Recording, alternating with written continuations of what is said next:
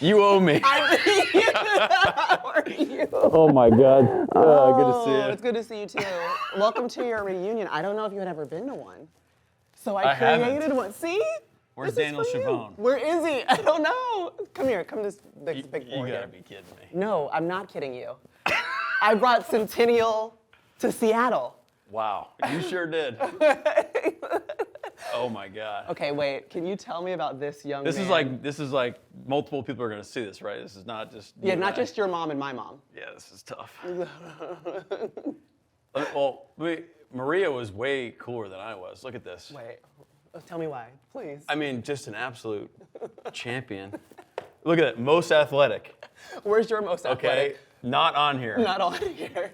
However, okay, Blair wait. Munhoffen got most likely to succeed, and I'm still bitter. Do you remember your dream goal when you were in high school? Okay, so CP showed this to the defense, Oh, really?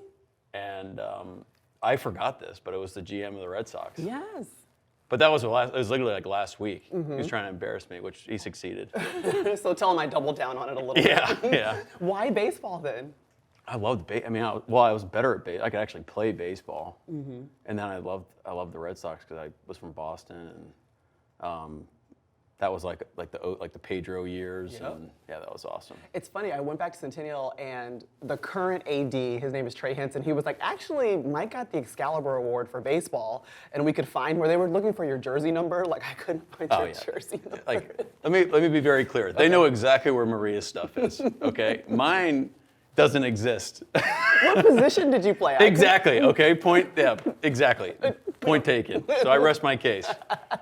But I was always a middle infielder, and then I tore my ACL and got really slow, and I went to third base. I got you. Yeah. And then where'd the glasses go? Just curious. Do we wear contacts now? Well, that was a This big mistake. different- I should have worn contacts earlier because I couldn't see the dang ball. That was a problem. And but yeah, I had the glasses, the Harry Potter thing going on. Yeah. The orange shirt is a choice. ambitious move. Wow, I haven't seen these pictures in a minute. I'm really excited for your team to watch this back. I don't know if I'm excited, but why don't we talk about Maria more? You still know, you cannot deflect. Oh, actually, look at this. In 10 years, I predict that I will be your first female president. I mean, you're kind of close. There's still a chance. I mean, can still it's do still it. alive, It's you still know? alive. Yeah, The it's hope's still alive. That's awesome. Yeah. Who's the other most athletic with you? I can't even remember this guy. John Costin? Do you Oh, remember? heck You remember yeah. John? He was the quarterback. Yeah? Yeah, he's a beast. Okay. See, you remember? Yeah, you know. I barely remember Don't- football. Don't look at this one. That's tough. Oh, yeah, what's going on here? Walk me through. I thought the one white sleeve was cool. Long hair, you know, you get the hair coming out of the back of the hat. Uh-huh. The little beebs right there. My favorite part about the Centennial baseball team is the team. We all just get along team, so the team, the well. team. Exactly. We knew you were Yeah. in 12-man country They eventually. Still spelling my name wrong all the way back then. Yeah, wow, that's crazy. Well, come on, sit down. Welcome to your reunion. Yeah. Okay, I also brought presents. This is for you. I figured Wow, that was my number. was your number, right? Wow. I went to high school and picked that up for you because I want you to frame it. It's You like did? the only time that you Thank played you. football. So Well, I mean, if it was my actual jersey, there wouldn't be a lot on it. yeah, there's a little bit of scuffing. We actually But the stole jerseys it. have gotten way cooler. How about that?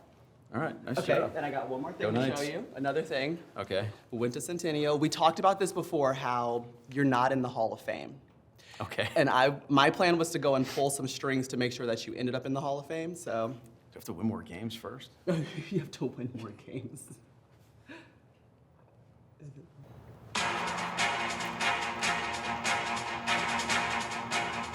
Basketball's all-time scoring leader and MVP for volleyball too. Hey, Coach McDonald, I'm Matthew Bronnett. I'm Lennon Braun. And we would like to announce that you're going to be inducted into the Centennial Athletics Hall of Fame class of 2025. Congratulations and go Knights! Go Hawks. That's awesome. So that's going down. They're supposed to put a digital board up. There's You'll be the there's first. gonna be no stats next to my name. No, there's gonna be, but you had an Excalibur Award. That's the most important Yeah. award, they told me. That was an emotional support leader. Because that means that you were actually a good person. You were a leader from the very beginning. Okay. Yeah. But that brings up a good question. Like, okay, Boston Red Sox, Excalibur in baseball. When did the dream start to shift into maybe I have a future in football? Well, I didn't. I mean, again, there's nothing. I got hurt my junior and senior year of football, and so Like I love all the stuff behind it, all the coaching stuff, all the strategic stuff, and I didn't know anything at the time, but I thought I knew stuff. And so I just had this interest in coaching, and I didn't really know where it would lead to or whatever. But then when I got to Georgia, Xavier Smith got the Cedar Shoals job, and I started working for him and just kind of doing all the things, coaching the JV team, the 9th grade team, and that's when I fell in love with coaching. And at some point, you had to make a decision. Hey, do I want to pursue this? And kind of, I have a passion here. Like, am I going to be kicking myself when I'm 40 if I didn't give myself a shot, or just kind of go do what everybody else does and get into the business world and go move to Atlanta and just kind of do the things. And so at some point I just kind of said, you know what, I'm just gonna go for it. I love this thing too much, and that's kind of where it all started. I can't believe it started at Cedar Shoals High School in Yeah, Athens, Georgia. Jaguars. Wow. That was awesome. Talk to me about the transition then to the NFL and how you got that first start. Who was the most influential in this journey that you've been on? Just to going to Baltimore. Yeah. I mean, well, the coaches at Georgia really went to bat for me with some of the scouts that were there. Like Rodney Garner was awesome, and it's Coach funny. G. Yeah, Coach G. So I went and interviewed with like Joe Ortiz and met all the people on the scouting side in Baltimore, and then I made the mistake of telling Joe Ortiz, who's now the Chargers GM, hey, I think I still want to coach. So he was like, thanks for good to meet you, Mike, but like, What was he interviewing you for? there was a scouting internship Okay. at 1 year in 2013. And so anyways, I went back to Georgia, and then John decided to start an internship program in coaching. So my name was kind of in the hopper. And then fortunately went to the interview process. Actually, Jay Harbaugh was one of the guys that interviewed me, which is kind of cool. And long story short, 2 weeks later, I'm driving to Baltimore and starting as an intern. So that's when it started. Yeah, and that journey is crazy because from 2014, I guess technically to now, you only spent 1 year away from Baltimore. Yeah. So what was that, the Baltimore chapter of your life? What did that do for you as a coach? Well, I mean, I grew up.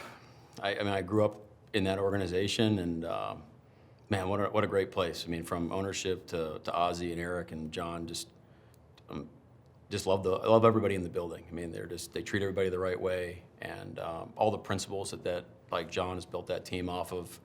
I've stolen a lot of his things and adopted them, involved them, kind of made it our own here. But pretty much learned everything. And then you had the 1 year sabbatical with Jim, and it kind of tested all the things that you really thought you believed in, and to put them into practice, and then to learn how Jim runs his team, and just have so much respect for him too. So I was able to really learn for the best. What is one of the principles that comes to head when you're thinking about, when I become a head coach, this is what I want to take with me? Yeah, you gotta have your players' backs. I mean, just you can't fake that. And I know everyone that has played for both of those two guys just absolutely love them. It's all real. It's their style. There's no fluff. And I mean, and their coaches love working for them too. I was one of those people. Yeah. So you get the call, you're starting to look into like head coaching opportunities, and the Seahawks start to reach out, or how does that kind of come together and bringing you so far? You've been in Baltimore for almost a decade, and for you 10 end up years. here. Yeah. Yeah, I mean, I met Steph in Baltimore. I mean, we lived in like 4 houses there. It was just wild. I mean, it was a great journey. I think once I got to Michigan, I started to realize, hey, maybe I want to be a head coach one day. That's the first time it hit you? Yeah. Up to that point, I just wanted to call plays, drop pressures and stuff. Just be a football dork. But like leading people and creating a vision about and taking people somewhere that they haven't been was really cool. I felt like a transition at Michigan that we grew as a team, and we really came together, and that was really an awesome experience. But so the head coaching thing started happening in the 2023 season. There's you hear whispers and stuff, but you're not really sure like who wants to interview and that sort of thing. And we were fortunate to have the bye. I couldn't imagine getting ready for a head coaching interview while also playing that week and doing it on a Friday. I mean, that's a tough process. But the way the Seahawks worked was they couldn't talk to me for, with all the rules and stuff. They couldn't talk to me until after we were done playing. So we're fighting our butts off trying to win a Super Bowl, and fell short against the Chiefs. And then I think it was that night that I heard from John for the first time. And 2 days later, I was interviewing with him, and the next day I was getting announced as the head coach. So it happened fast. Yeah, John Schneider said in the opening press conference, like, as you guys get to know Mike Macdonald, you realize he's a special dude. I knew it. I went to high school with you. I knew you were a special dude. But having that kind of support, what does that mean? And what did you guys learn? What did you learn about this organization as you were interviewing that said, I want to start my career as head coach here? I've been really lucky because I remember Mike Tomlin saying this when he got the job the first time, that, if the people that are making those decisions, like if the Rooneys just have trust in you to be the head coach of the Steelers, how could you not have confidence in yourself? John was the same way in Baltimore. Like if John Harbaugh wants you to be his defensive coordinator, even though you're young and you're inexperienced, Jim Harbaugh the same way at Michigan. That was like a sense of confidence behind it. And so I had so much respect for John Schneider, and then to have his confidence of his vision of how he wanted to build it, hearing what I felt like we needed to do. There's so many things you don't know kind of coming into this experience. And so being able to partner with him and really leaning on him and trusting him that, hey, I'm ready for this. Let's go make it happen. So understanding his vision, Jody's vision for where they wanted to take the team, and then just our very small time. So, when you meet people for the first time, you kind of you feel like a connection. That's what it felt like. Yeah, you said it was a leap of faith. Where's the faith gotten you? Well, here we are celebrating Centennial on the West Coast. My wife just had a kid. Like it's bananas. So we figured we'd just knock out all the important life things in 1 year. Might as well do it all at once. Do it all at one time. Yeah. That's right. How does it feel to become a first-time father? It's surreal. You're staring at your son. You're just like, I can't believe, like you're me and Steph together combined divided by 2. Like it's crazy. And then during the whole process, you're like, man, we're blessed. Like this is awesome. This is our dream, to be parents and start a family. How are you even processing, I'm a first-time head coach, so there's time spent here. I'm a first-time dad. You're probably not sleeping. I know my baby is 11 months. Yeah, I'm not processing it at all. It's happening fast. I don't see Jack as much as I want to, but there'll be time for that. And we got a lot of support at home. Steph's family's with us, and she's doing a great job. But yeah, she's a warrior. Say what? She's a warrior. She's a warrior. Yeah, she liked that. I got a shout out. So.